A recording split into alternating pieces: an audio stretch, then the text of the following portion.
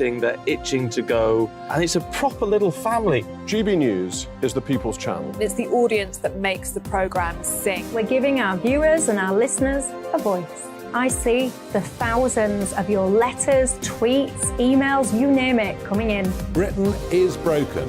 How on earth did we get into this mess? But more importantly, how do we get out of it? The establishment had their chance. Now we're here to represent you. It's time for something different. It's time for GB News. I'm very patriotic. I believe in Britain.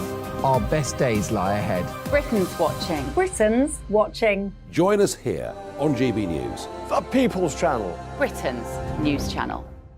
Join me, Patrick Christie's, Monday to Friday, 3 till 6. We tackle the day's news agenda like you've never seen before. It's high tempo, high octane, the most controversial topics, and the best guests. You will not be able to take your eyes and ears off it. I'm not afraid to ask the questions that you really want answered. 3 till 6 p.m, Monday to Friday on GB News, the People's Channel, Britain's news channel. GB News has its own late-night paper preview show, Headliners, where comedians take you through the next day's top news stories. You don't have to bother reading the newspaper, we've got it covered for you. Headliners, every night at 11 p.m, and repeated every morning at 5 a.m. We won't send you to sleep like some of the other paper review shows out there. GB News, the People's Channel, Britain's news channel. Join me, Camilla Tominey, on Sunday mornings from 9:30, taking the politicians to task and breaking out of SW1 to see how their decisions are affecting you across the UK. Bursting the Westminster bubble every Sunday morning, only on GB News, the People's Channel. Britain's watching. Hello, I'm Calvin Robinson. Do not miss my Common Sense Crusade Saturdays at 7 p.m. Join me for some in-depth discussions on faith. Is that not the start of the slippery slope? It's very much so. And the big moral questions of the day. I'm baffled. You've got some nerve. Only on GB News, the People's Channel, Britain's news channel. I'm Andrew Doyle. Join me at 7 o'clock every Sunday night for Free Speech Nation, the show where I tackle the week's biggest stories in politics and current affairs with the help of my 2 comedian panellists and a variety of special guests. Free Speech Nation, Sunday nights from 7 on GB News, the People's Channel, Britain's news channel.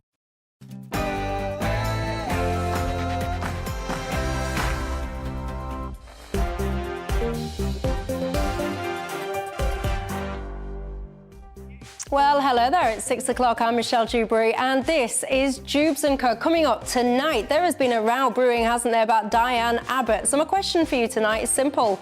Is she a racist? And also, do you think she should be able to stand again for Labour in the next election?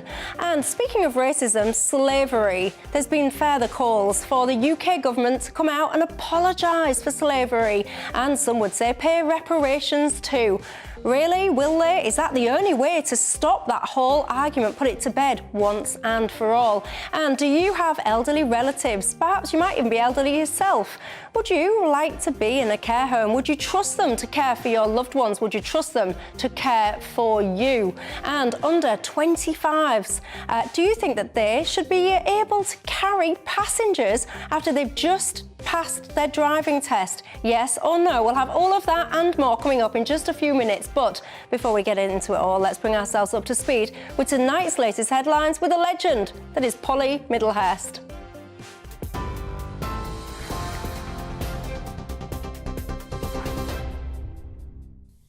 Michelle, thank you. Good evening to you. The top story tonight on GB News. The Confederation of British Industry says it has now dismissed a number of people after a series of sexual misconduct and rape allegations. Dozens of the body's members, including BMW, Vodafone and John Lewis, have all left, with the organisation suspending policy and membership activities forthwith. Earlier, the Chancellor Jeremy Hunt said there was no point engaging with the CBI anymore, and that the government wanted to work with a trade body that sticks up for business.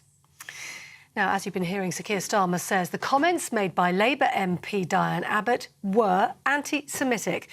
In an article for The Observer, the former Shadow Health Secretary said Jewish, Irish and traveller people all experienced prejudice but not racism. She's since withdrawn the remarks and apologised. Labour has previously come under fire for anti-Semitic remarks made by former party leader Jeremy Corbyn. Sir Keir says he did the right thing to act swiftly. What she wrote yesterday I utterly condemn, and I said we would tear out anti-Semitism by its roots. I meant it, and that's why we acted so swiftly yesterday. I think it's a mark of how far the Labour Party has changed, that we acted so swiftly and that we take it so seriously. But I condemn what she said. The Africa Minister, Andrew Mitchell, says the government's exploring every conceivable option to evacuate British nationals from Sudan. Germany has already evacuated more than 300 people today. They've included the evacuation of British citizens in their group. An emergency Cobra meeting was held today with the Foreign Office advising those who are still in the country to stay indoors and wait for further information amid a violent conflict between the Sudanese army and a powerful paramilitary group. There are estimates that there are between 2,000 and 4,000 British citizens in the country. Chair of the Defence Select Committee, Tobias Ellwood, said the government needed a clear plan to get British people out of the country. If we don't have a plan put together, a recognition of where and how the expats need to get out, they will start taking things into their own hands, determining that it's too dangerous and try and make their own way to the border. And that, of course, could lead to some very difficult situations. So it is important that we see clarity on how, now that the diplomats are out, how does everybody else get out? Tobias Ellwood. Now, the Court of Appeal has heard the accusation that judges showed excessive deference towards the Home Office's view that promises made by the Rwandan government would protect migrants from potential ill treatment. 6 asylum seekers in the UK are now challenging the High Court's dismissal of a series of legal bids against the illegal migration bill. The Home Secretary, Suella Braverman, said she needed the crucial power to stop European judges from intervening in the deportation of people who arrived into the UK via unauthorised routes. The UN Secretary-General has criticised Russia for causing massive suffering and devastation to Ukraine and its people. Antonio Guterres said that tensions between major powers and the risk of the conflict are at a historic high. Meanwhile, Russian Foreign Minister Sergei Lavrov told the Council the world had reached a more dangerous situation than even during the Cold War. Scotland's First Minister will meet the Prime Minister for the first time in person since taking office. Humza Yousaf expecting to discuss the tax rise on Scotch whisky and Westminster's block on controversial gender reforms, which would allow Scottish people to self-identify in terms of gender. The reforms were blocked by the UK government over their potential impact on UK-wide equality laws. An investigation into the Prime Minister's financial interests has been expanded to include a potential break in the MP's code of conduct. The parliamentary watchdog began by reviewing Rishi Sunak's financial interests after he failed to declare his wife's shares in a childcare agency which could benefit from government funding. After the watchdog announced the investigation, the Prime Minister then included his wife's stake in the agency in his ministerial financial interests. And the eco-protest group Extinction Rebellion have been delivering their demands to Parliament today during ongoing protests in Westminster. The demands are a call on the government to stop the search for new fossil fuel services and establish what they're calling an emergency citizen assembly to decide how to end dependency on gas, oil and coal. Extinction Rebellion members joined forces with trade unions and charities in a 4-day demonstration, with a spokesperson saying the joint protests are to raise awareness that the climate and the cost of living crises are both linked. The cost of living crisis is directly related to the climate crisis. So the reason people are paying more for their energy bills is because we're still pumping the oil and gas out of the ground.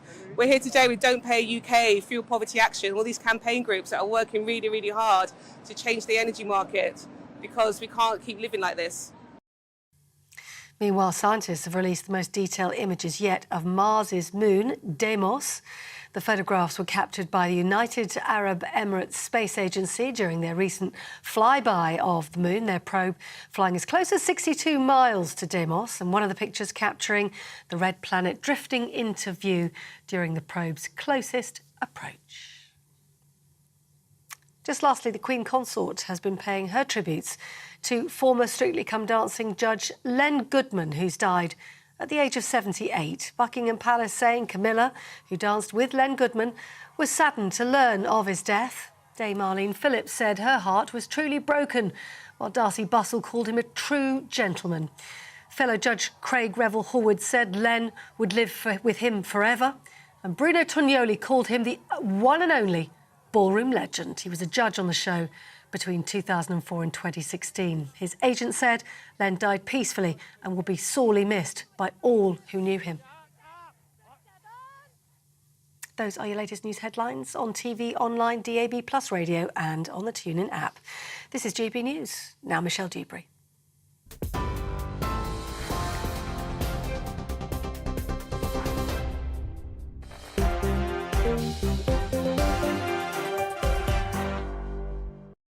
Thanks for that, Polly. Well, I'm Michelle Dewberry and I'm keeping you company right through till 7 o'clock tonight. Alongside me, two ladies. What a rare treat for everybody at home tonight. The political commentator Jo Phillips, writer and broadcaster.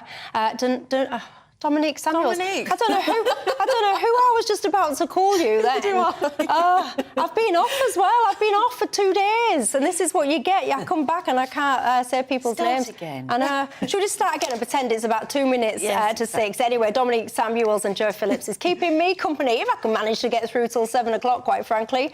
Anyway, you know the drill, don't you? It's not just about us three, it's about you at home as well. What's on your mind tonight? Get in touch with me all the usual ways. GBviews at gbnews.uk. Or you can tweet me, if that's your thing, at GB News. There's a lot to unpick today, isn't there? But I do want to start, if I may, with the goings-on with Diane Abbott. I'm sure you will have followed it by now. Lots of controversy, lots of debate, lots of conversation. She's had the Labour whip basically withdrawn due to remarks that she wrote in a letter, a draft letter, everybody, to the Observer newspaper.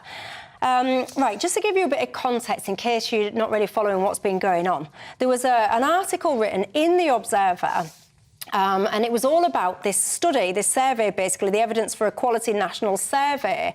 And what it was saying, long story short, is that a whole host of people feel like they experience like racial discrimination. And it was things like the travelling community, Jewish people. It was just a whole variety of people. Anyway, Diane Abbott wrote back, and that was the letter that was just been on your screen, if I can just get that back on the screen. But what she's basically saying is that, yes, fair enough, Irish, Jewish, traveller people suffer from prejudice. She says the two words, racism and prejudice, are used interchangeably. And she basically goes on to say that, yes, white people can experience prejudice, for example, if you've got a red hair, but you don't live your life, apparently, subject to racism. And then she starts going on about pre-civil rights movements in America and all the rest of it. That she talks about slavery and there being no white people, basically, as slaves. Anyway, the essence of this, what I found quite interesting, I'll start with you, Jo, on this, is to me, I felt that there was this suggestion that white people basically cannot be victims of racism made by Diane Abbott. Do you agree with that sentiment? No, and I think Diane Abbott, who has achieved a lot, she's been an MP for 36 years, she was the first black woman to be elected an MP, but bearing in mind all of that, she is completely tone deaf if she can even think in some convoluted way that she can compare the racism and the suffering of the Jewish race to people with ginger hair. Now, you know, it may well be that what she's trying to say is something else. But as you alluded to there, Michelle, she brought in civil rights, and her point was that, you know, you weren't asked to sit at the back of the bus if you had got white skin, even if you were of a different race. But that's missing the point. This was an article about what was happening in this country now, today, and she then made it slightly worse, even worse, actually, by her apology saying that she'd sent, or the draft had been sent by mistake, not she had sent it. Which begs the question, did she actually write this, or was it some assistant that wrote it? And as you said, the whip's been withdrawn. And I think that is very decisive of Keir Starmer, and it's the right thing to do. And she has apologised, we should say. Yeah, I don't think she was suggesting that someone else sent it in or whatever. She says, I'm writing regarding my letter that was recently published in The Observer. I wish to wholly and unreservedly withdraw my remarks and disassociate myself from them. The errors arose in an initial draft being sent, but there is no excuse, and I wish to apologise for any anguish caused. Then it goes on from there. I wish to disassociate myself from getting Dominique's name wrong 2 minutes ago. There's an audience. That's what I mean. It doesn't quite work like that, doesn't it? No. I don't get to disassociate myself from something I literally said a few moments ago. Yeah, and those are her opinions, to be honest, because they're very common opinions. Do you think she's racist, Diane Abbott? I'm not going to comment on whether she personally harbours hatred towards people of a different race, but I think that... Why? Why wouldn't you have a view on that? Because I don't know her personally, and she's not said anything that would suggest she genuinely harbours hatred for other people. However, she is part of a culture that we're seeing today, whether knowingly or unknowingly, of perpetuating this idea that white people can't experience racism. And I've said this many times, that white people can experience racism because if you actually look at what the definition of racism is, it's the belief that other races have characteristics or features that render them superior or inferior. And, you know, whether you're black or white, you can have those views of different races. And we've seen white people experience racism. We've seen Jewish people experience horrific racism, and travellers can experience it as well. And what that actually does, whether she intends to do this or not, is it does perpetuate anti-white sentiment because it says that white people aren't deserving of the same level of compassion as black people, and I think that's completely wrong. And what it actually does is, I feel like it deliberately stokes up division, but it deliberately stokes up this idea within black people that no other race has experienced anything comparable, so therefore we must be given special treatment. And whilst I understand that the transatlantic slave trade is a very unique thing, that doesn't mean that other races can't experience racism. And we saw that in the survey itself, where Roma gypsies are even more likely than Jewish people to say they'd experienced you know, racial assault or insults, and I think that's really quite interesting as well. So it's not just a black versus white thing. And as you say, Dominique, I mean, you know, there's Islamophobia, there's all sorts of attitudes to different people that are racist. And I can't think what she thought she would achieve by doing this. And it strikes me that, you know, one assumes she is a bright woman. I have met her and I have worked alongside her. And she certainly tells you she's a bright woman, and she certainly wanted to be Labour Home Secretary. What do you mean she tells you that she's a bright woman? Well, I was wondering, I was thinking that as well. She doesn't walk around saying, I'm a bright woman, surely. She tells you a lot about how she got to Cambridge. Right. And so did Dominic Raab, so that doesn't prove anything, does it really? Yeah. But I just think, you know, why, when you've achieved such a lot, blow it on something that she must be so well aware of? And it's not the first time that she's made these sort of blunders and had to apologise. You remember she got muddled up with the number of police officer's salary or something like that on a radio phone in. It was a bit of both, wasn't it? It was on Nick Ferrari, if I remember correctly, where she was saying, oh, we're going to put these police officers at this much, and when you broke it down, per person, it was very little money. And she also said, you know, some years ago that only West Indian mothers cared enough about their children to send them to private school. And, you know, she's a little bit chaotic, let's say, and she should be much more disciplined to be this senior and this experienced. But she can't be disciplined when this is what she genuinely believes. I mean, I've personally heard it so many times from other black people, to be honest, that, you know, white people can't experience racism. This is a common belief. So the reality is, when she wrote that letter, she wasn't aware of anything that she said that was wrong. I think that's just the truth of it. One of the things that I found quite interesting is, so the original comment, the original piece that was published, this was all about this survey that had been conducted in the UK. It was all about UK citizens' experience of life within the UK. UK. So that's what she was actually responding to. And what I found really interesting, Dominique, was that what she'd done in her kind of rebuttal to that, so in order to deny the experience of UK citizens, she'd brought in these experiences from completely different countries. Yeah. So whether it's your likes of America, whether it's your likes of South Africa. And I do find it fascinating how many people, they do seem to be quite keen to take the problems, the flaws of particularly countries like America and pick them up and put them into the UK and act as though the UK is a mirror image of the challenges within, say, America. Yeah. Why do people do that? I mean, it's just conflating the two, but it's easy too, because sort of the black struggle in a way is, it really comes from America. That's where the activism comes from. That's where a lot of the extreme opinions come from. And, you know, yes, you know, England, Britain has had and has a history with racism. In America, it was very specific, where, you know, you couldn't marry someone of a different race, you couldn't vote, you know, you had to sit at the back of the bus, like she said. You know, there was a civil war to actually keep slavery.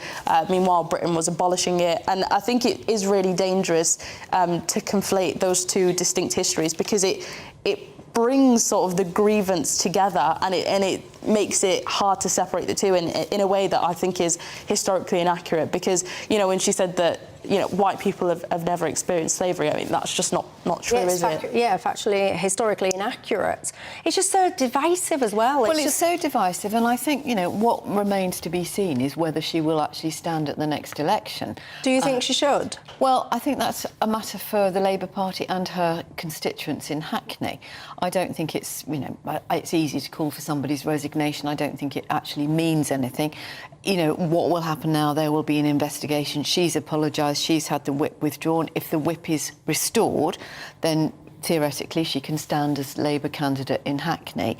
If she doesn't get the whip restored, then she finds herself in the same position as her very close ally, Jeremy Corbyn. Would she stand as an independent against a Labour candidate? And this is the thing, I do believe that it should be up to her constituents to decide Absolutely. this. However, I take issue with Keir Starmer's sort of attitude with this, because it's clearly politically motivated. There is a legacy of anti-Semitism within the Labour Party. It's what a lot of people are focused on. He's he's really thrown the hammer on Jeremy Corbyn and basically wiped out his career as an MP, despite the fact that Keir Starmer himself was part of the Labour shadow government when Jeremy Corbyn was leader. I mean, he campaigned to make this man Prime Minister. Diane Abbott was in the shadow cabinet as well. I just struggled to believe that, you know, this is genuine outrage and his response is genuine when he was part of a shadow government when all of these issues with anti-Semitism was going on. I think it really is a play to gain public favour for the next election, genuinely. Well, I'll throw it open to you at home as well. What do you think to that? Final point. Well, I think that's slightly unfair, because I think, you know, the allegations of anti-Semitism were robust and were certainly going round from people like Margaret Hodge, for instance, also another, you know, hugely respected Labour MP. But I think it was only when Keir Starmer took over as leader of the party that anything was actually done about it. And he has been absolutely, you know, clear. There is no place for anti-Semitism within the Labour Party that he leads. Well, what do you think of it all the goings-on at home, your thoughts, the usual ways? When I come back, I'll have some of your thoughts, but I also want to ask you as well about care homes. Are you in one? I don't know, you might be watching this from your care home. About apparently 400,000 people are in care homes for the elderly in this country. But would you trust a care home to look after your loved one? Apparently, half of you, apparently, according to polling, says no, you wouldn't. Are you one of them? See you in 2. It's all about family, being in people's living rooms, all the interaction and getting to know who our viewers and listeners are. When I was young, my dad used to say, nah, stop arguing. I wanted an outlet that would enable me to give my opinion People are going through a really hard time right now, and I know that you don't feel like you're being listened to by the establishment. I came to GB News because it's the People's Channel and I want the audience to have their say on the events of the day. We're dynamic. We do something different. Democracy shows that the wisdom of the nation is in its people. I get to travel to find out what the story is from a personal perspective. The British people aren't fools. We know when we're not being told the full story. We've got to work out how Britain moves forward from this.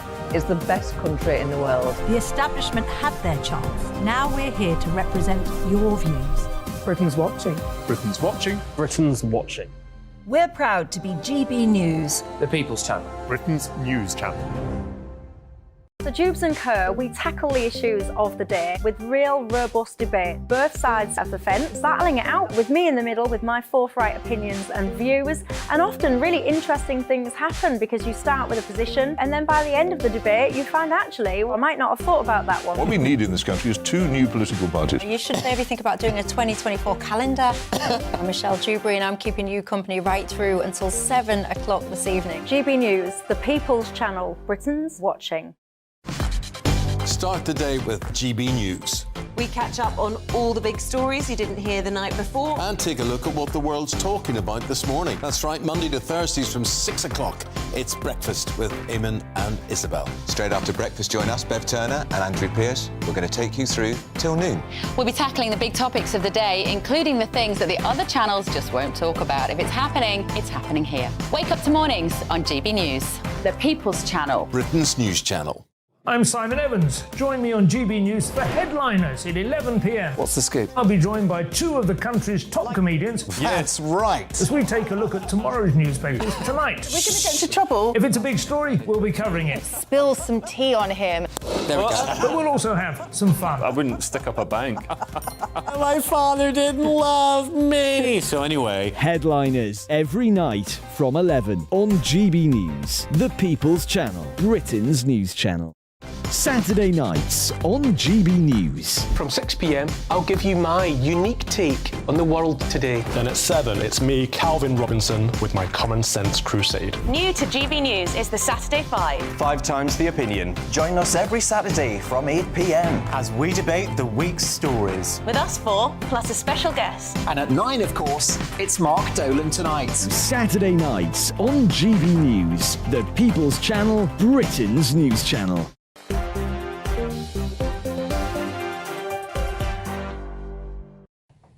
Hi there, welcome back. I'm Michelle Dewberry, keeping you company right through till 7 o'clock tonight. The political commentator Joe Phillips keeps me company, as does the writer and broadcaster Dominic Samuels. Welcome back, everyone. Linda says, well done, Michelle. Nice to see an all-woman panel tonight. Richard says, oh, Dominic, Joe and Michelle, a panel of perfection. I have to be honest, I actually inserted myself in there because Richard didn't mention me at all. Tell us what he really said. No, he said Dominic and Joe, a panel of perfection, but I did feel a little bit left out, so I hope you don't mind, Richard. My ego inserted myself in. Sorry, won't mind. It did. Peter says, Dewbs, I don't think Diane Abbott is racist. I just think she's a bit stupid and she should stand down because she is incompetent. John says, of course she's a racist as well as being a massive hypocrite. The most charitable view, if I want to be kind, is that her racism is unconscious, but I suspect it's not. A bit of unconscious bias, maybe. Yeah, Victoria says, I would definitely keep Diane Abbott on and not shove her out because, quite frankly, she's doing a good job of embarrassing the Labour Party. Ivor says, pack it in, Michelle. Of course, Diane is not racist. It's a well-known fact that only white people are racist. Yes, mixed views, should I say. Anthony says, Diane Abbott's excuse about her offensive article shows what she actually thinks. She's clearly anti-Semitic, which is racist in itself. Anyway, keep your thoughts coming in. Richard, I think this is different, Richard. He says, in trying to trivialise the racism suffered by other races and minorities, it stokes division. I have to say, I do kind of agree with you on that. I'll tell you what else stokes division as well. An activist group have basically come out and called on the government to apologise for slavery and begin a programme of reparative justice. The group is called Heirs of Slavery and apparently includes descendants of wealthy British slave owners.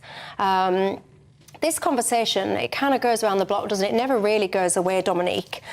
Do you think the government, the UK government, should apologise for slavery, first up? I think we have to ask what the motivation is for wanting an apology in the first place. And I think that a lot of well-meaning activists, I mean, these activists themselves, they're all white, they're all descendants of families that benefited from slavery. For me, I just instinctively feel like this is a way for people to expunge feelings of culpability, of guilt about being white and their role in the plight of other races. You know, and slavery happened 400 years ago. I'm not sure this is directly about helping black people, though they may think it does. I think it's more about alleviating guilt and personal feelings, and that in itself for me is a selfish motivation, because I mean, what would an apology do? We all know slavery happened, we all know that it was an extremely bad thing. I think what would help more is, you know, an actual conversation about how we can support ethnic minorities in Britain, which we do in the form of, you know, quotas, in the form of targeted funding, in the form of charities. We already do many of those things. I think an apology really is about them trying to feel better about themselves rather than black people, and that is the trend I'm seeing a lot of the time, and I don't think it's helpful. Jo, you're white. Do you feel a sense of guilt? Yes, I do. About what? Well, I think the fact that, you know, it is appalling to think that slave owners were paid for their losses.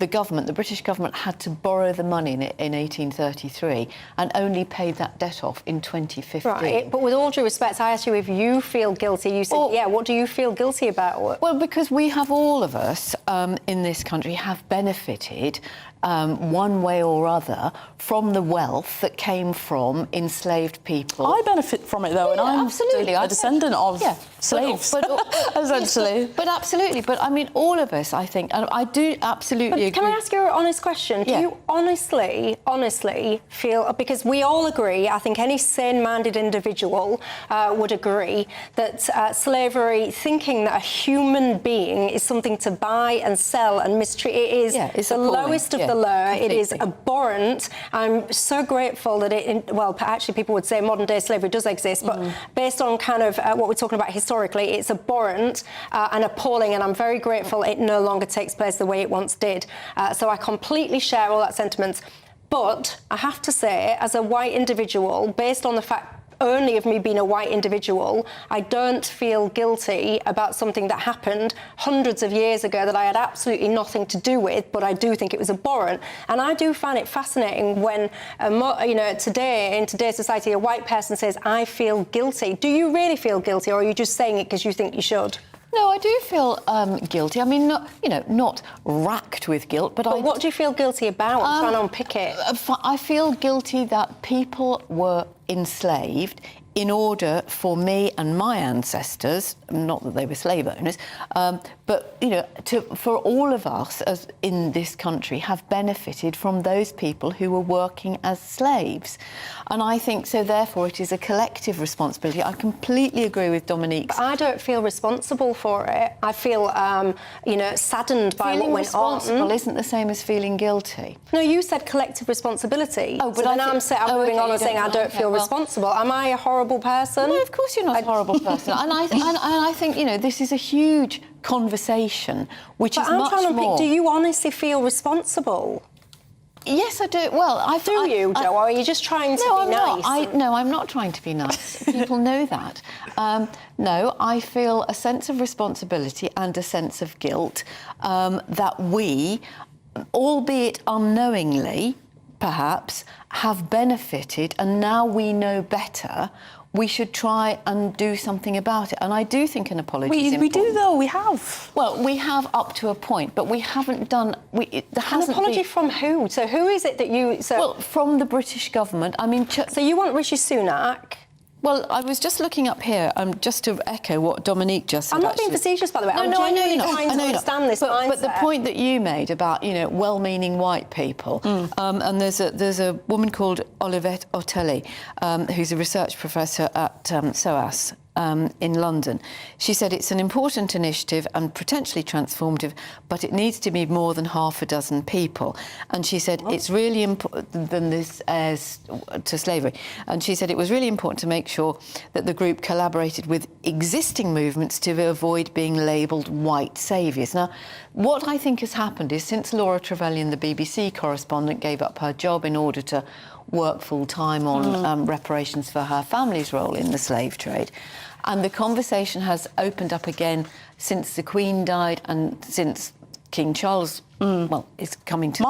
My worry, again, is just that, again, even with the BBC political correspondent that you mentioned, you know, it's about her family. It's about her, really. Oh, yes. It's not about black people. No, and what I think would be more beneficial is why don't you actually look at some charities that would benefit, you know, black people in the inner city, maybe, I don't know, or just working class people in general, regardless in the Caribbean. of race, or maybe in the Caribbean. No, you know, focus on now instead of wanting to drag black people back to a past and link us to it. It's actually quite traumatic, the idea that, you know, we were beaten, raped, put in zoos, in prison. You know, a lot of us don't actually want to dwell on that. We want to focus on the future, and actually the fact that much of black history, you know, isn't even about slavery, yet we're constantly associated with it. It's like a battering ram that people, yes, with well-meaning, use to alleviate themselves of guilt. And it's so annoying. Absolutely. I find it really annoying. No, I completely get that. And there is nothing worse than middle-class,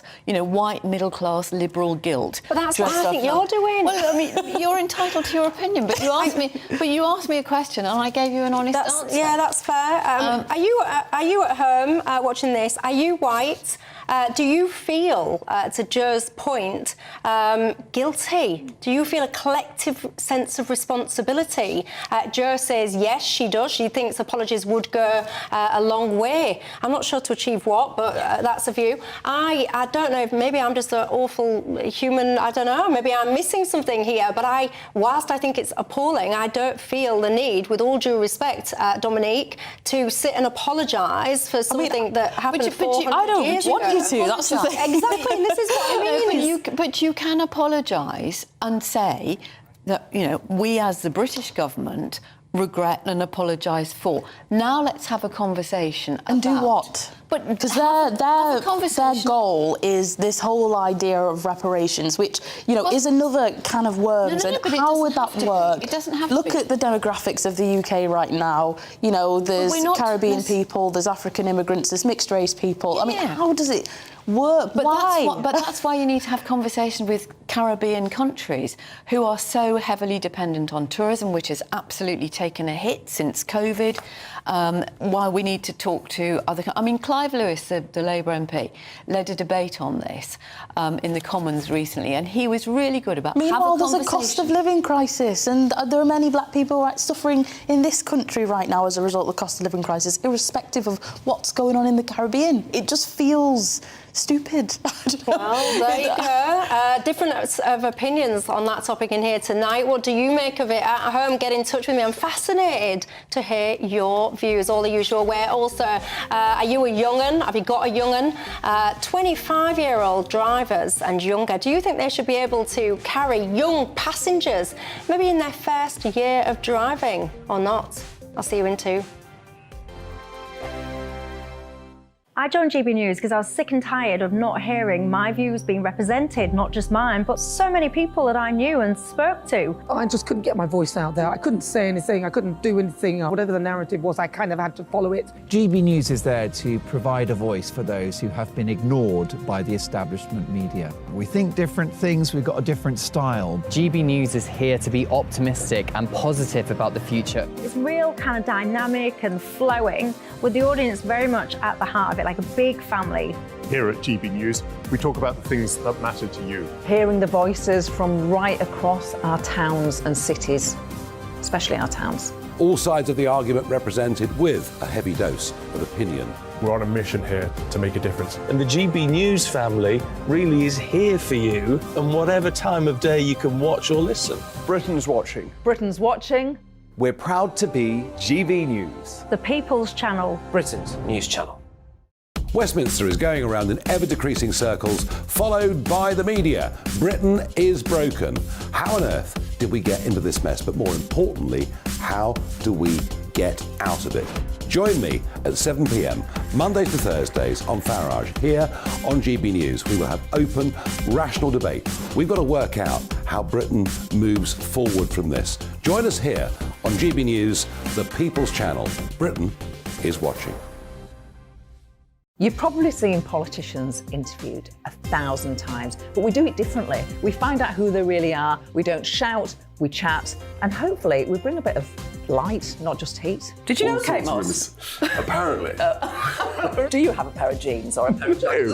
No, of course I don't. What would I do with them? My friends are like, oh my God, what's she doing now? Join me every Sunday at 6 for Gloria Meets, only on GB News, the People's Channel, Britain's news channel. I'm Jacob Rees-Mogg, the Member of Parliament for North East Somerset and a former government minister. For years, I've walked the corridors of power in both Westminster and the City of London. We need to have the arguments, the discussions on how we make it better. Crop failures, famine, war, suffering on a scale completely unimaginable. We are putting the cart before the horse. As Charles I said at the scaffold, he was the true defender of liberty. Yeah, I've completely derailed the conversation. Join me Monday to Thursday at 8 p.m. on GB News, Britain's news channel. New to GB News is the Saturday 5. Join us every Saturday from 8 p.m. as we debate the week's stories. Right, folks, that was a spicy one, wasn't it? With us four, plus a special guest. Sometimes she has to stick her foot in it. Sometimes she has to say things as they are. Sometimes I think we should keep the refugees and send the pensioners to Rwanda. Then we'd be in a much better state. Well, Benjamin, that is... The Saturday 5. Saturday nights from 8. Only on GB News, the People's Channel. Britain's news channel.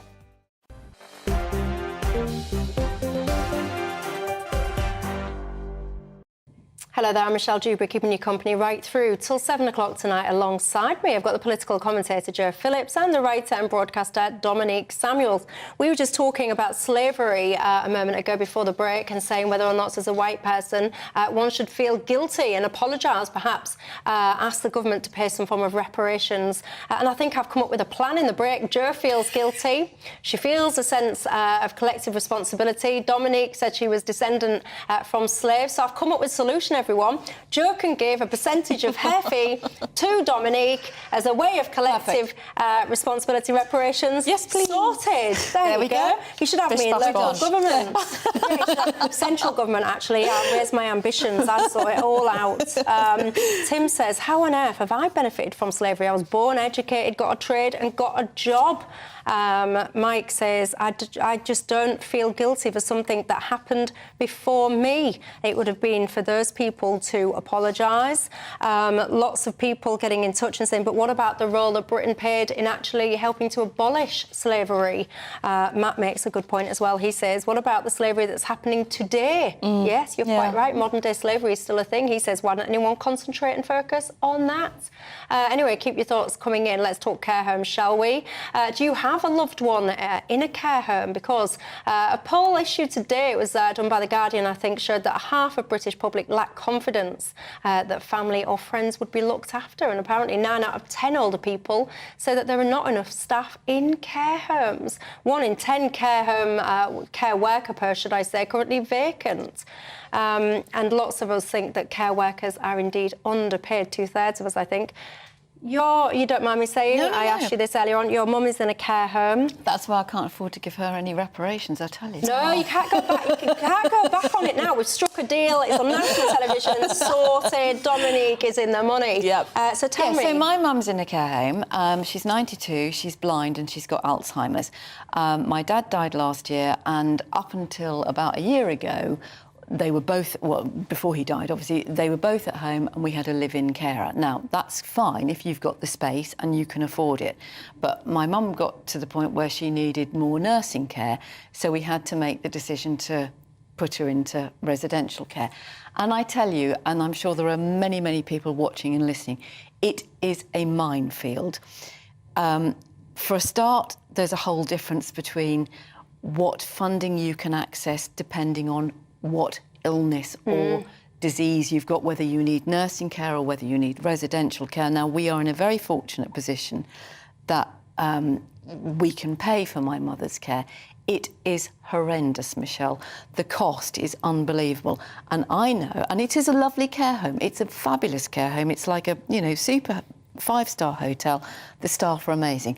Those staff are getting paid pennies. This is what gets me, because it's eye-watering costs, but it's not going to the staff. No, it isn't, and it's going to the owners of the care homes who are making absolute packets, and they've got an absolute guaranteed market because we're all going to get old and we're all going to need care. That's wrong. It's absolutely wrong. And then what are you saying then? That you shouldn't have any private sector care? No, I'm not saying that at all. But I think it is a real crisis, and the difference between a good care home and a bad care home isn't just down to, a lot of it is down to the staff and the on-site management, but a lot of it is down to the space, the number of residents they've got, the quality of the building, the quality of the food, and all of those sort of things. And because we've got this absolute conundrum between social care and health care that no government of any colour, political colour, has ever dealt with properly, despite endless promises over the years, this is a problem that's only going to get worse. And I know, I'm sure there are people watching, and we said it, we'll never put you in a care home. But I would like to think I wouldn't, but that actually you cannot manage at home when somebody needs full-time nursing care, they can't get up, they're doubly incontinent, and you physically can't do it because it needs 2 people. And it's very challenging. It's really hard. I'm glad you offered that perspective, because I would like to think that I wouldn't, but actually putting it into perspective like that, put my mum in a care home, but putting it into perspective like that, I do understand why people do that. I presented a documentary not long ago about a man named Tony Stall, and he's actually suing his late mother's care home for reasons to do with her care, and it really made me frightful of maybe one day putting my mum in such a vulnerable situation, especially when, a lot of these the staff that work at these care homes, they're overworked, they're underpaid. And I think what we forget is how vulnerable these elderly people actually are. They're relying on people to bathe them, to take them to the toilet. And when you actually overwork people and underpay them, in my opinion, you limit their capacity for empathy, and I think that is how you leave elderly people vulnerable to abuse. And when you have a job that's, the bottom 10% of the worst paying jobs in the UK, you can attract wrong-uns, actually, that don't care about the pay but actually just want the power trip. Look, I think that's what people forget. I'll throw it out to you at home. Why do you think that we value carers so little when it comes to the wage that we pay these carers? Do you think it is just as simple as, private care home agreed? Maybe you own a private care home. What do you think to it? Do you pay your staff more than the minimum wage? And if not, why not? I'm fascinated to hear your view. And by the way, would you pay more tax, actually, to fund social care in this country if it was a ring-fenced amount of money? I don't know, say 5% extra tax, whatever. Would you pay it? Would you be comfortable in doing so? Your thoughts, please, gbnews.uk. When I come back, I'll have some of your responses to that. But also, I want to ask you, if drivers are under 25 age, do you think they should be able to carry young passengers in their first year of driving or not? See you in 2.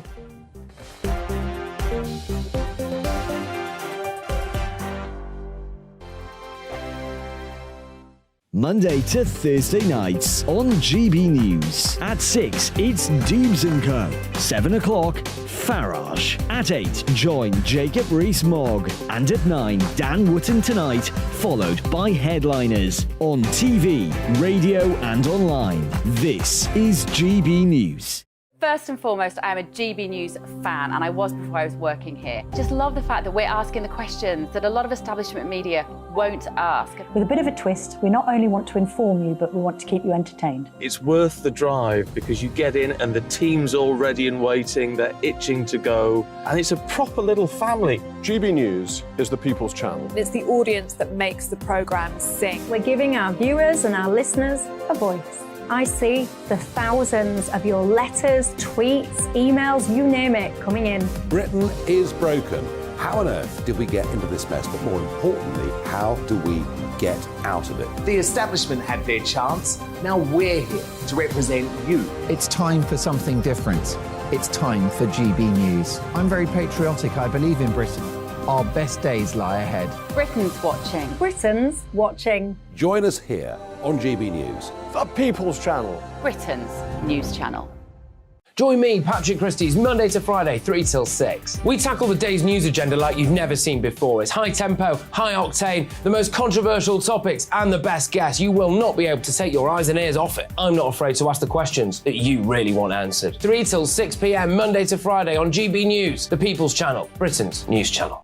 GB News has its own late-night paper preview show, Headliners, where comedians take you through the next day's top news stories. You don't have to bother reading the newspaper, we've got it covered for you. Headliners, every night at 11 p.m, and repeated every morning at 5 a.m. We won't send you to sleep like some of the other paper review shows out there. GB News, the People's Channel, Britain's news channel. Join me, Camilla Tominey, on Sunday mornings from 9:30, taking the politicians to task and breaking out of SW1 to see how their decisions are affecting you across the UK. Bursting the Westminster bubble every Sunday morning, only on GB News, the People's Channel. Britain's watching. Hello, I'm Calvin Robinson. Do not miss my Common Sense Crusade Saturdays at 7 p.m. Join me for some in-depth discussions on faith. Is that not the start of the slippery slope? It's very much so. And the big moral questions of the day. I'm baffled. You've got some nerve. Only on GB News, the People's Channel, Britain's news channel. I'm Andrew Doyle. Join me at 7 o'clock every Sunday night for Free Speech Nation, the show where I tackle the week's biggest stories in politics and current affairs with the help of my 2 comedian panellists and a variety of special guests. Free Speech Nation, Sunday nights from 7 on GB News, the People's Channel, Britain's news channel.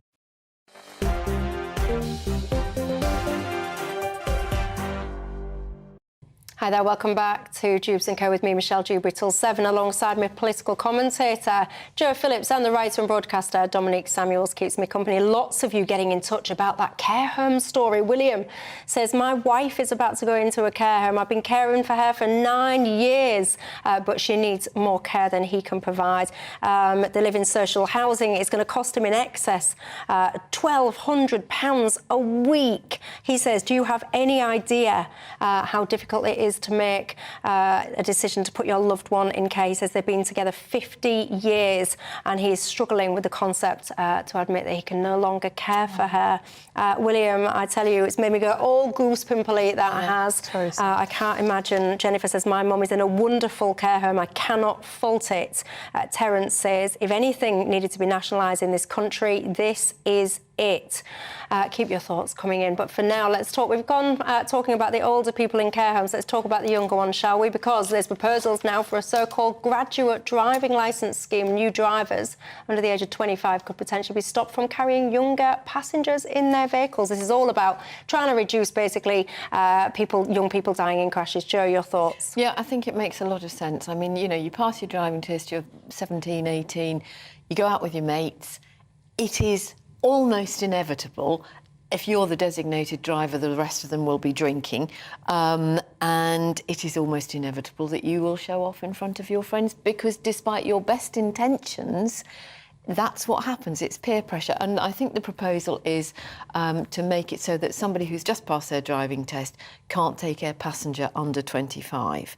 And this has come from an organisation that works with people who've lost which I don't think is the best thing, young people, to be honest. This is about your age group. Yeah, I'm under 25. Can you drive? Have you got a driving licence? No, I cannot, but I'm going to make it my mission this year to learn. Yeah, I've just never been interested in learning. And then I moved here, and there's no point learning, because I was learning back in Manchester, and I moved here, and there's no point learning. But I'm moving back, so I'm going to learn again. But yeah, I'm under 25. I think it's discriminatory.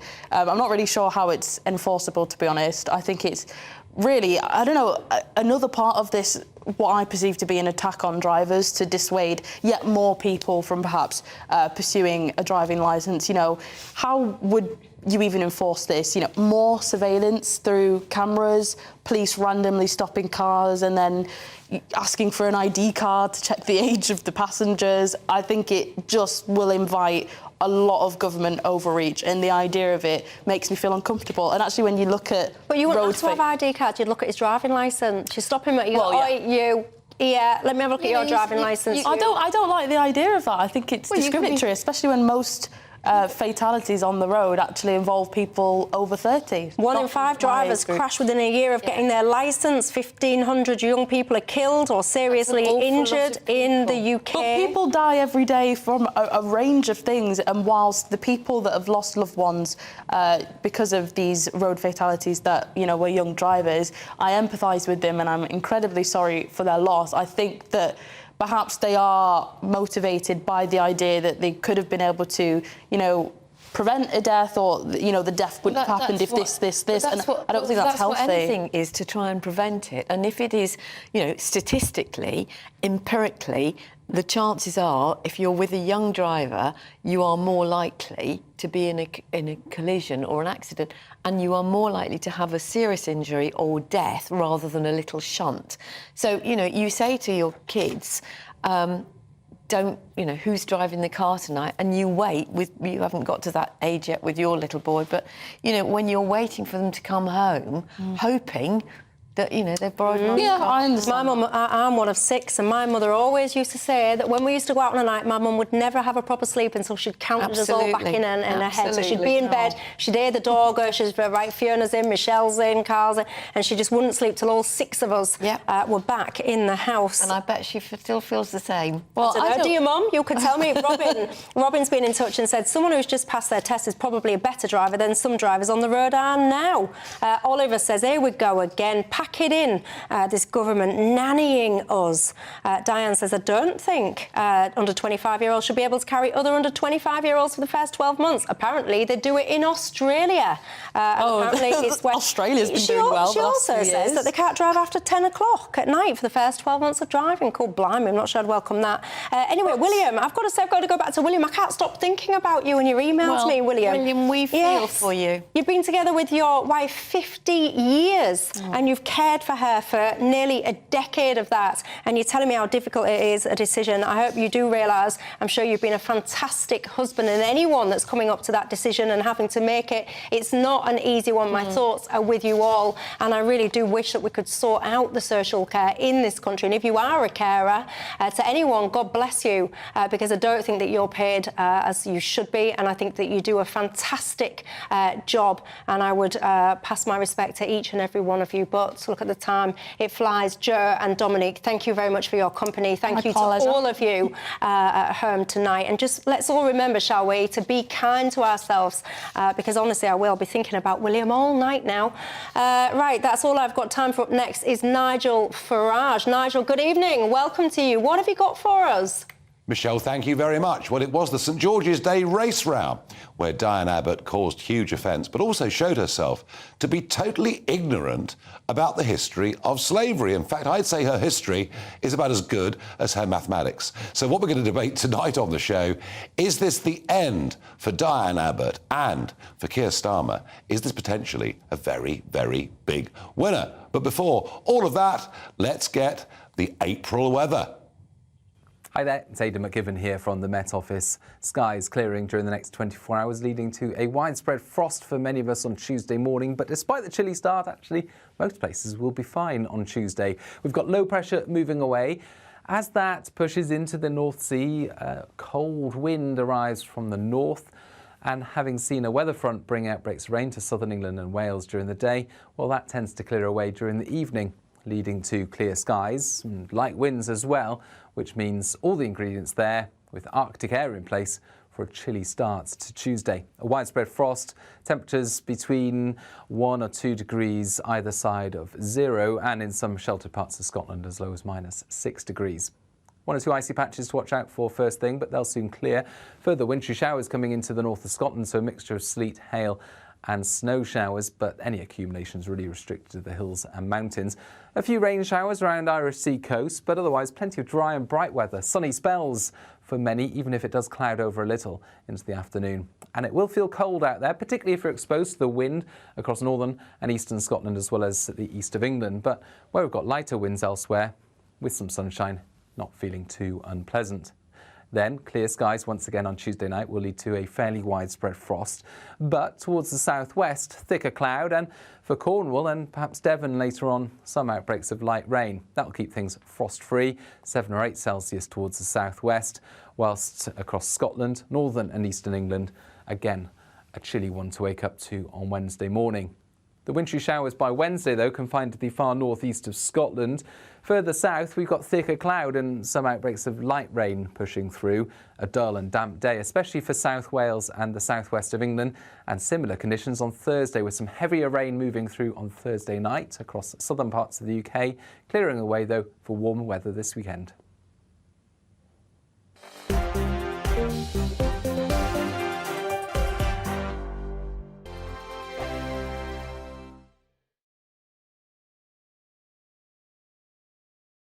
It's all about family, being in people's living rooms, all the interaction and getting to know who our viewers and listeners are. When I was young, my dad used to say, "No, stop arguing." I wanted an outlet that would enable me to give my opinion.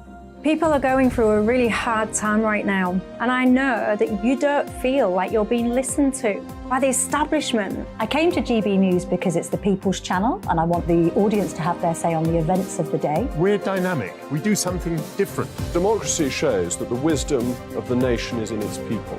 I get to travel to find out what the story is from a personal perspective. The British people aren't fools. We know when we're not being told the full story. We've got to work out how Britain moves forward from this. Is the best country in the world. The establishment had their chance. Now we're here to represent your views. Britain's watching. Britain's watching. Britain's watching. We're proud to be GB News. The People's Channel. Britain's news channel.